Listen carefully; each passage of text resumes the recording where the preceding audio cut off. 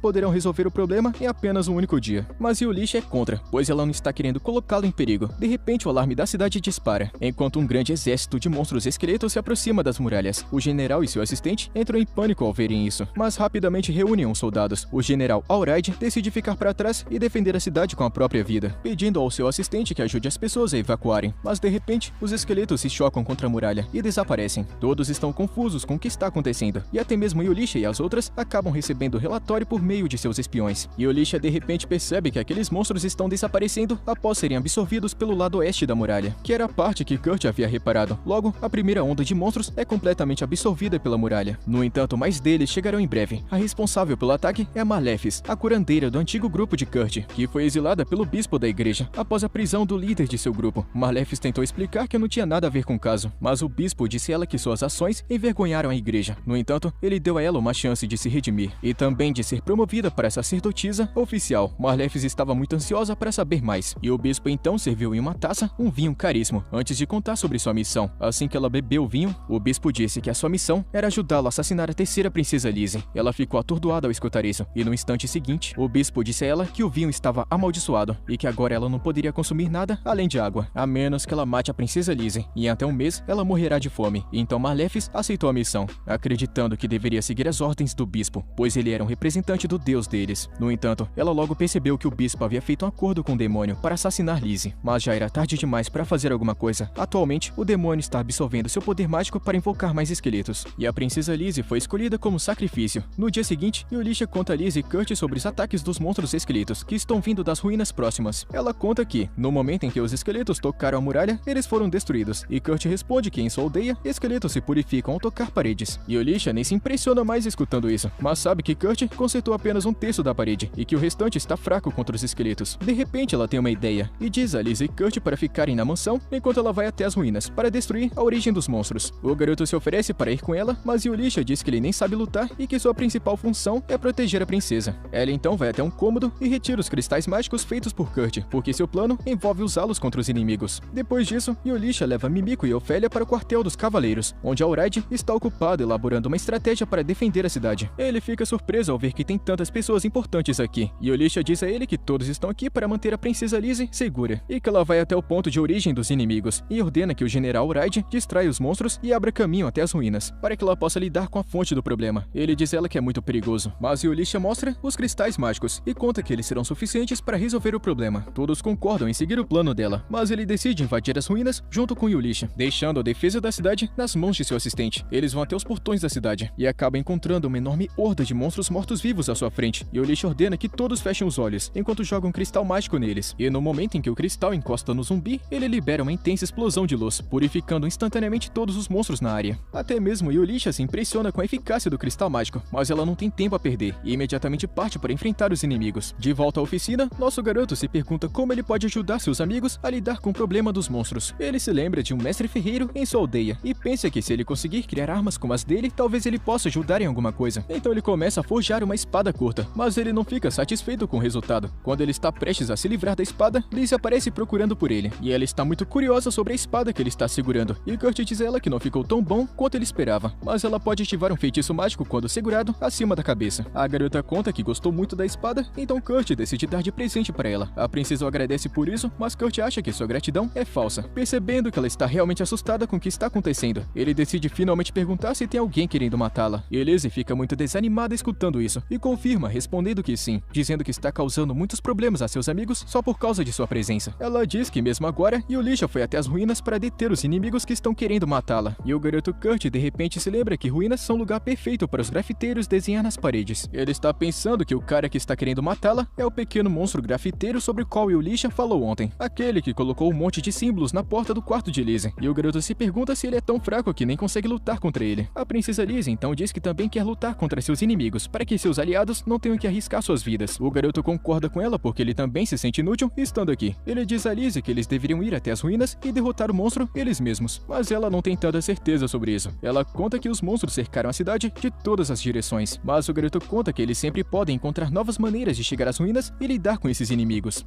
A princesa Lizzie se arruma para ir até as ruínas. Ela então olha para a faca que Kurt lhe entregou e se lembra que ele disse que ela tinha um feitiço mágico que se ativava se ela segurasse sobre a cabeça. E curiosa sobre a magia, ela pega a faca e a segura acima da cabeça, mas nada acontece. Então Kurt diz a ela que eles deveriam sair agora. No entanto, assim que ela se vira, ela vê algo surpreendente. A cena muda e enquanto isso, Yulisha e o general Alraide estão lutando contra as hordas de zumbis. E enquanto tentam chegar às ruínas, eles são constantemente atrapalhados pelos zumbis e outros monstros, mesmo com o vice-capitão distraindo a maioria deles. E Yulisha percebe que eles precisam se apressar e encontrar logo a fonte de todos esses monstros. Quando de repente ela ouve Alraide gritando de dor, ela se vira e o encontra ferido, mas enquanto tenta ajudá-lo, um bando de monstros a ataca. Ela estava prestes a pegar um cristal mágico quando de repente os aventureiros contratados por sua oficina vêm ajudá-la. Enquanto Kans e Danzo estão ajudando a combater os monstros, Sina confirma que os monstros estão de fato vindo das ruínas à frente e devem estar localizados em algum lugar subterrâneo. Yulisha manda todos eles fecharem os olhos, antes de jogar um cristal mágico no chão para destruir os monstros utilizando luz, e então o grupo segue em direção às ruínas. Yulisha entrega um tubo de ensaio para Alraide, dizendo que é apenas uma mistura, feita de ervas medicinais, mas assim que ele bebe, seus ferimentos se curam sem deixar cicatrizes. Alraide não consegue acreditar que esse remédio é tão milagroso. Mas os aventureiros dizem que ele continuará se surpreendendo com muitas outras coisas que o garoto Kurt é capaz de fazer. Nesse momento, um bando de monstros sai das ruínas e Kans diz a Yulisha para deixá-los com sua equipe. Eles avançam em direção aos monstros enquanto Yulisha passa por eles e entra nas ruínas. Enquanto isso, Marlefis começa a se sentir muito fraca e descobre que se o demônio usasse o poder para invocar mais 2 ondas, ela morrerá. O demônio decide verificar o progresso de seus lacaios e encontra ele cercando o vice-comandante, que utiliza um cristal mágico para destruí-los completamente. Ele não entende o que está acontecendo e até Maleficus fica confusa, pois nunca viu um cristal mágico capaz de fazer isso. O demônio então descobre que 2 pessoas entraram nas ruínas e acredita que eles merecem uma recepção pessoal. Enquanto isso, Yulisha e Alraide chegaram no centro das ruínas e encontram a sala onde os monstros estão sendo gerados. Yulisha joga um cristal mágico no chão e os monstros desaparecem, mas ela não tem certeza se resolveu a raiz do problema. Enquanto os dois caminham em frente, o demônio se aproxima para cumprimentá-los. Yulisha diz que ele é o último chefe que eles precisam derrotar e avança em sua direção. E ela joga um cristal mágico no ar e o corta, criando uma intensa explosão de luz. No entanto, isso não será suficiente para exorcizar o demônio. E ele diz a Yulisha que o ataque dela teria sido muito perigoso para ele, se ele não tivesse vidas infinitas. Nesse momento, Alraide ataca o demônio, que nem se dá o trabalho de se esquivar, pois seus ferimentos cicatrizam instantaneamente. Ele diz a Yulisha e Alraide que eles não são tão ruins para meros humanos, e então mostra a eles uma imagem dos cavaleiros lutando contra os monstros. O demônio chama eles de estúpidos por arriscarem suas vidas para proteger a cidade e também a princesa, mas Alraide declara que seus cavaleiros jamais deixarão o demônio fazer o que bem entender. O demônio decide derrotá-los completamente, invoca monstros poderosos, dizendo que os aventureiros no portão das ruínas não conseguirão detê-los, e que em seguida o monstro vai alcançar a muralha da cidade e vai destruí-la. Yulisha e Alraide atacam o demônio enquanto ele está no meio de seu discurso maligno, que todo vilão sempre faz. Mas o demônio simplesmente pega a cabeça e a recoloca como se fosse um boneco. Yulisha começa a ficar com medo, porque não importa o que façam, parece não conseguir machucar o demônio. E se seus monstros realmente atravessarem as defesas da cidade, muitos inocentes morrerão. O demônio se encanta com a expressão de desespero em seu rosto e diz que seus medos logo se tornarão realidade. Enquanto isso, Marlefis está exausta e faminta na sala de invocação. Ela não tem forças para fugir ou apagar o círculo mágico e está desejando comer a comida caseira de Kurt uma última vez. De repente, ela escuta a voz de Kurt dizendo que eles deveriam cavar por ali e pensa que está tendo alucinações. No entanto, momentos depois, o garoto sai do chão das ruínas e sobe. Ele fica surpreso ao ver Maleficus ali, e ela também fica impressionada. Kurt então ajuda Liz a se levantar, e Maleficus pensa que Kurt sabe que ela está por trás da tentativa de assassinato da princesa, e que ele a trouxe até ali para convencê-la do contrário. Liz pergunta a Kurt sobre a mulher deitada no círculo mágico, e ele responde que ela é uma freira curandeira de seu antigo grupo. Maleficus diz que ela é uma antiga freira, já que foi banida da igreja, e Kurt pergunta se é por isso que ela estava mirando em Liz.